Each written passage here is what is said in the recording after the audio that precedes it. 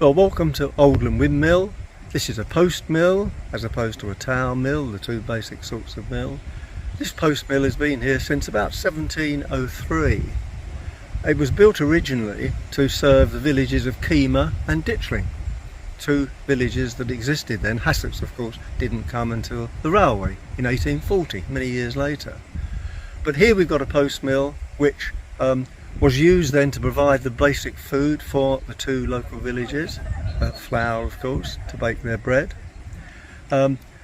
We will be going inside in a moment to look at some of the details, but what you can actually see here is the entrance and the steps behind me to the right. The mill worked commercially through to 1912 when it was abandoned, but being off the beaten track, it was never stripped, it was never vandalised, it just remained here, turning into a time capsule essentially.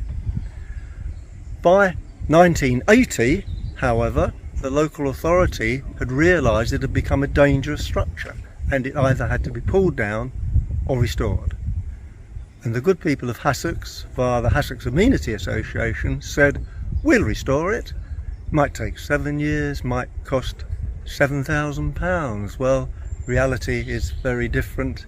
It's taken 35 to 40 years to actually restore and get to the state it is now. And now it is in fact fully working, fully restored, so the efforts we put in now is very much on the maintenance side. We can go inside and look at some of the details. This top floor is called the bin floor, B-I-N, because it contains 3 bins where we store the grain ready to run through the mill under gravity and feed the stones. The grain is brought up here under wind power, of course, on a sack hoist which lifts up and reaches this top floor so that the bags can then be emptied straight into the bins. This is the hopper containing the grain ready to feed into the stones. And there is the lovely traditional alarm system fitted here, the bell. There is a leather belt underneath the grain, so the weight of the grain holds the belt down, which in turn holds the bell over to the side. Should the grain run out and the hopper become empty, it allows the bell to fall across and ring, so that anyone in the vicinity, the miller outside perhaps, can hear that tinkling and very swiftly apply the brake, stop the grinding process.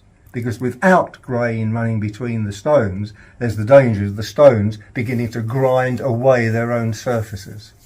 This is the end of the massive brake lever. You can see the length of it and gives us a tremendous mechanical advantage to apply the load to clamp the brake blocks around the outside of the brake wheel, running all the way around back to here. That enables us to brake the wind shaft, in other words to stop the sweeps turning should we not want them to turn, and obviously when the mill is not being used it's critical that there is a braking system to prevent it running away. This is the operating position the miller would adopt when he was running the mill. He has everything he needs within his vision and reach here. For example, the little window there enables him to see a sweep running past to judge the speed of rotation. If he wants to alter the feed rate of the grain into the stones, he has a twist peg over here. Adjusting the peg simply adjusts the angle of the feed chute to allow more grain to flow into the stones or less, as the case may be. If he wants to adjust the fineness of the flour, he will be testing it in his hand here as it runs out to test the fineness.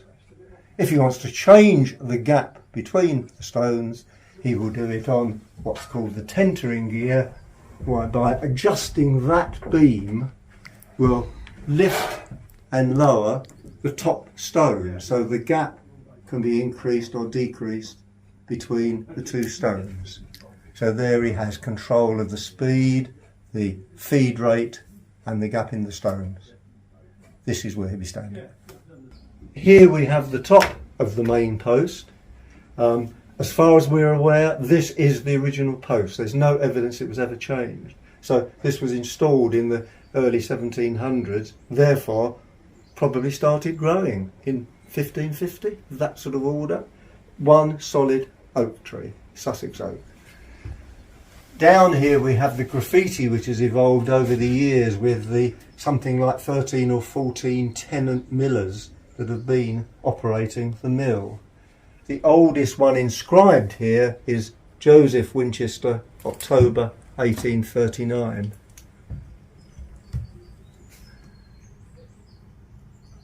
But there are many others, and with the increase in interest in genealogy, more and more people are coming back to the mill to hunt out their family names. Here we have what's called a dresser, which is a device for further screening the flour. Once it's been ground, it is fed into this machine, and this machine has inside a series of brushes which rotate relatively fast at something like 25 times the speed the stones are going around. So it's a fast rotational speed, throwing the fine flour out to the side, leaving any impurities, lumps inside, which flows down the slope. The finer flour coming out up here, the coarser flour here, and any further rubbish comes out at the end. And there are 3 sacks on the floor below to contain what comes out of this particular machine.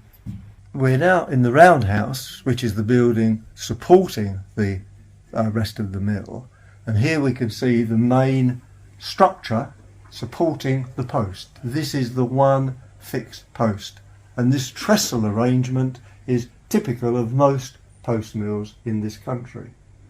Notice the post comes down, but it does not touch the ground. It is supported by means of these quarter bars, as they're called, these great massive timbers coming out, which are recessed into the upper part of the post, which of course is approximately the midpoint of the post.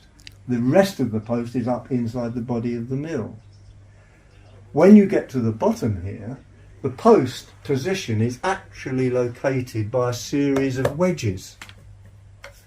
And by adjusting these wedges, we can move the bottom of the post, which is pivoted about the top there, so that the angle can be changed, so that, for example, if the roundhouse sinks over the years, the ground sinks perhaps, the post would tilt. So to get it back vertically, we simply have to move the bottom by means of adjusting those wedges. So simply bear in mind, there are wedges that have been there for over 300 years. We can still use them to adjust the verticality of the main post.